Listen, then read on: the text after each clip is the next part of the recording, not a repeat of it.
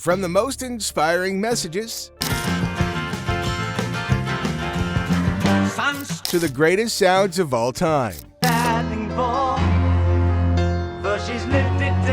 here are 16 of 1971's rock songs that we'll never forget.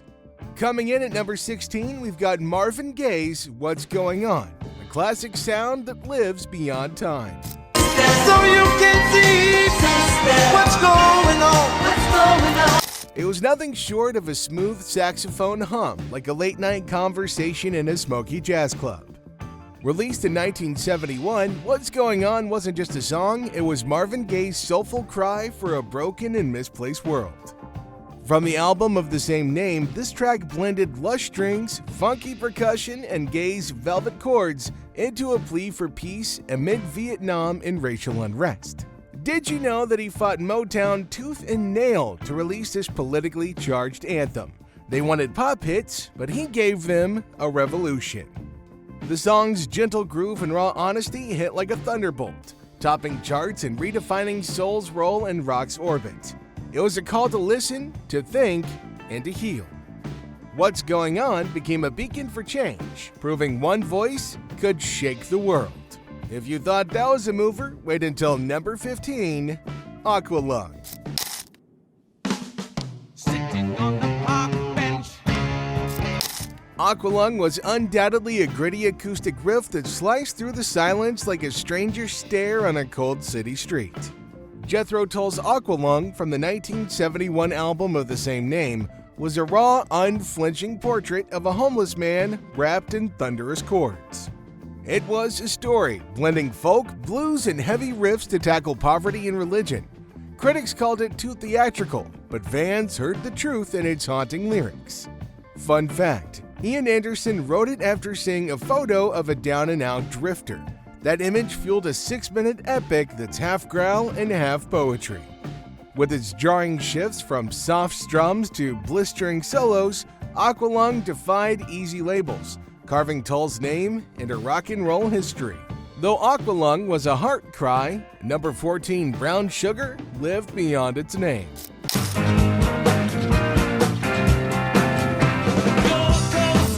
The riffs from this all-timer still hit like a shot of whiskey at midnight. Brown Sugar, the lead single from the Rolling Stones' 1971 album Sticky Fingers, was pure, unfiltered rock and roll. Mick Jagger's vocals strut over Keith Richards' razor-sharp guitar, backed by a groove that demands you move. It topped the Billboard Hot 100, but its provocative lyrics about slavery and desire sparked rather heated debates. Love it or hate it, you can't ignore it. Recorded in a single night at Muscle Shoals, the song captured the Stones at their rebellious peak. Raw, dangerous, and irresistible. This is a little interesting nugget. The song was almost called something else until Jagger's late-night inspiration struck. Brown Sugar is the sound of the Stones owning their bad boy crown, flaws and all.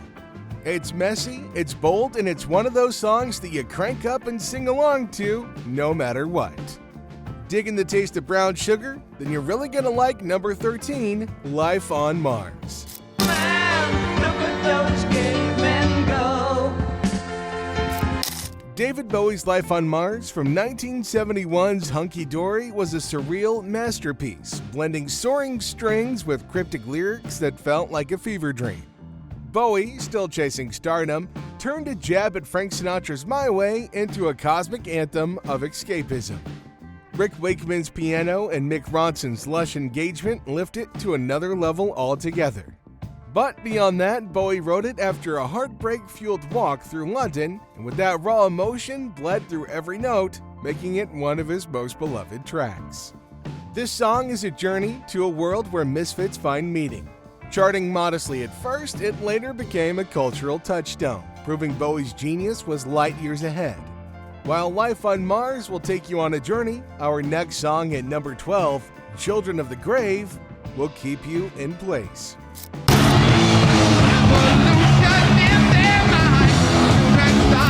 Black Sabbath's Children of the Grave from 1971's Master of Reality was a sonic sledgehammer.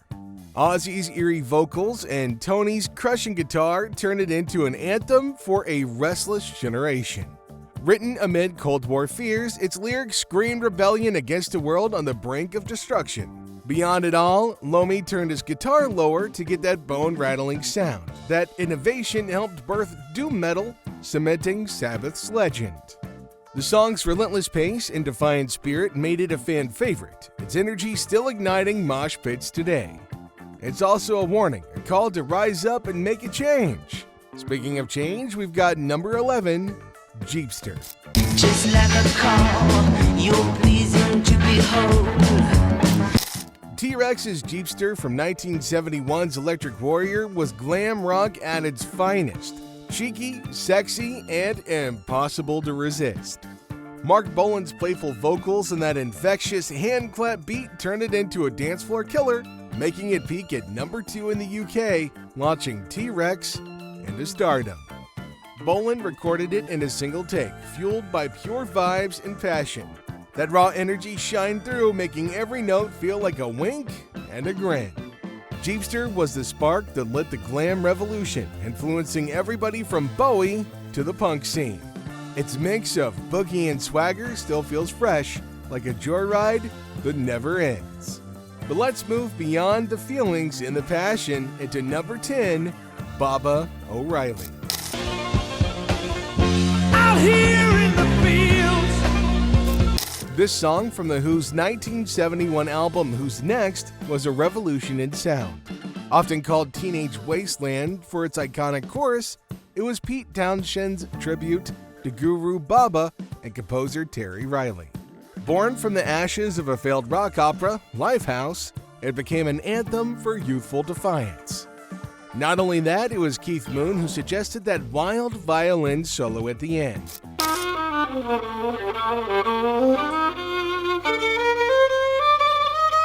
That chaotic energy defined The Who's raw power. The song's mix of synth innovation and blistering guitar made it a cornerstone of rock history, still electrifying arenas today. The song was a call to break free, to fight for your place in the world. While Baba O'Riley could fuel your passion, number 9, Imagine, was the door to creativity. I hope someday. John Lennon's Imagine, released in 1971, was more than a song, it was a vision. From his solo album of the same name, its simple melody and profound lyrics urged a world turned by war to dream of unity. Lennon's calm voice, backed by Phil Spector's gentle production, made every word hit home. Fun little nugget, its call for no religion or borders stirred a lot of controversy, yet it still became a global anthem, topping charts and transcending music. Written during a turbulent time, it reflected Lennon's hope and heartbreak after the Beatles split. Imagine was a prayer, a plea, and a spark for change. Its timeless message still resonates, from protest rallies to quiet moments of reflection. Play it and you can't help but hope for a better world, which brings us to number 8, Echoes. Overhead, the albatross hangs motionless. Pink Floyd's Echoes from 1971's Metal was a 23-minute journey that redefined rock. Spanning an entire album, it weaved David Gilmour's shimmering guitar, Richard Wright's hypnotic keyboards, and haunting lyrics into a sonic odyssey. That spark of chance became a masterpiece, foreshadowing Dark Side of the Moon. Echoes was an experience, pulling you through cosmic highs and eerie depths. Its slow build and soaring climax made it a progressive rock landmark, beloved by fans who crank it in the dark with headphones on. In 1971, Pink Floyd were still finding their voice, and Echoes was their boldest step yet, printing their name in the sands of time. Coming in at number 7, we've got Family Affair. She been somewhere else. You can't cry 'cause she This song from Sly and the Family Stone's 1971 album, There's a Riot Going On, was a gritty, soulful masterpiece. Sly Stone's raw vocals and that iconic electric piano riff captured a band at their creative peak amidst personal and social turmoil. Apart from that, this is one of the first hits to use a drum machine, as laid-back groove and introspective lyrics about love and struggle hit number 1, blending funk, soul, and rock. In a year full of unrest, this song was a raw, honest pulse of 1971's soul. But number 6, Maggie May, carried a different message.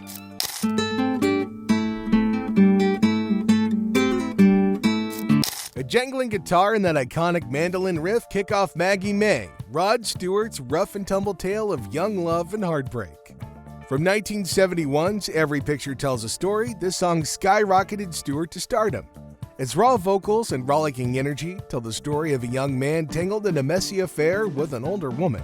Did you know that this hit track was almost left off the album? Originally a B-side, it became a chart-topping hit, blending folk, rock, and soul.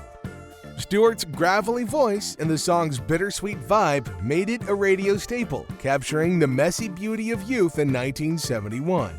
Now, if you thought that was a banger, coming up at number 5, we've got Bang a Gong.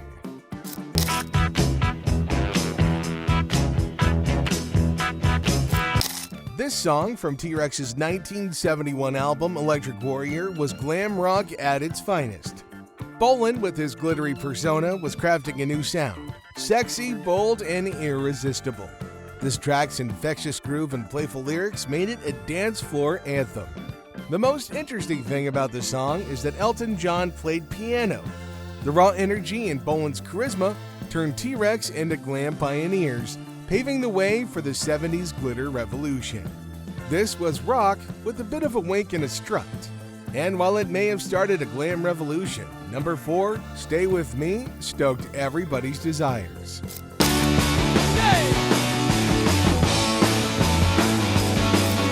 A raucous guitar riff and a pounding beat exploded into Stay With Me, the Faces' rowdy anthem from A Nod Is As Good As a Wink to A Blind Horse. In 1971, Rod Stewart and his bandmates were rock's ultimate party animals, and this song's raw energy proved it. Ronnie Wood's guitar and Ian McLagan's keys drove this tale of a no-strings fling. Fun nugget for you, the band recorded it in a single booze-fueled session. Its cheeky lyrics and infectious groove made it a rock classic, capturing the Faces' rough-edge charm. This was 1971 at its most unapologetically fun. But coming in at number 3, Me and Bobby McGee was something else entirely. I mean, nothing, honey, if it ain't free. A soulful wail cut through a driving beat, raw and unstoppable. Me and Bobby McGee from Janis Joplin's 1971 album Pearl was a heart-wrenching anthem of freedom and loss. Written by Chris Christopherson, Joplin made it her own with her gritty, soul-stirring vocals. Tragically, this was her final recording before her death in 1970, released posthumously in 1971. Joplin's version of the song hit number 1 after her passing. Its blend of country, blues, and rock captured a restless spirit. From the open road to heartbreak, this song was Joplin's enduring cry, echoing the pain and passion of 1971. Moving on, we've got number 2, You've Got a Friend. See you again. This track from Carole King's 1971 album Tapestry was a timeless ode to loyalty and to love. King's warm, intimate voice and simple melody made this a universal anthem for the ages. Written for her friend James Taylor, who also had a hit with it, the song's sincerity resonated deeply. Did you know that King recorded Tapestry in just 3 weeks? Its heartfelt lyrics and soft full rock vibe defined an era of confessional songwriting.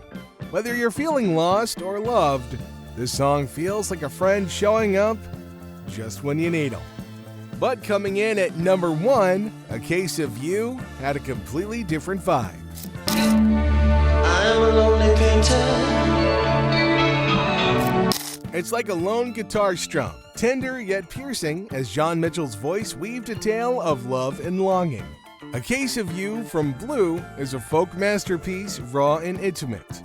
In 1971, Mitchell was redefining singer-songwriter music, bearing her soul in ways few dared to do at the time. This song, inspired by a very tumultuous romance, blended poetic lyrics with aching melody. It was Joni who wrote this masterpiece about her love for Leonard Cohen. Its haunting refrain, I Could Drink a Case of You, captured love's intoxicating pull.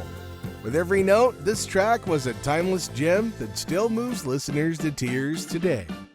1971 was a revolution in sound, and these songs didn't just fill the airwaves, they shaped hearts, minds, and the future of music. So what's your favorite song from 1971? Did we miss a classic that you think deserves a spot on our list? Make sure you let us know in the comments down below. And if you loved this dive into rock history, make sure you hit that like, that subscribe, and keep on watching for more content. We'll see you next time.